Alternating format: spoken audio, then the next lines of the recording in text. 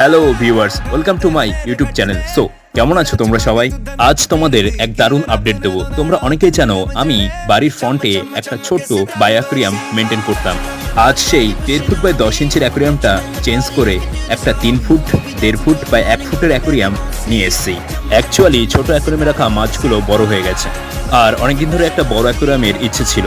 So চলো চটপট কাজে লেগে পড়ি। আগে অ্যাকুয়ারিয়ামের মাছগুলোকে সব ধরে নিয়েছি, আর এখন অর্নামেন্টাল প্লান্টগুলোকে সরিয়ে ফেলতে হবে, আর সাইফন পাইপ দিয়ে সমস্ত জল বার করে নিতে হবে এবং সমস্ত বালিও বার করে আনতে হবে। যেহেতু অ্যাকুয়ারিয়ামটা অনেক বড়, 3 ফুট, তো সামনের জায়গাটাও লেভেলিং করতে হবে। হাতে এটা একটা কলমি প্লান্ট, তোমরা কিন্তু কলমি গাছও অ্যাকুয়ারিয়ামের মধ্যে রাখতে পারো।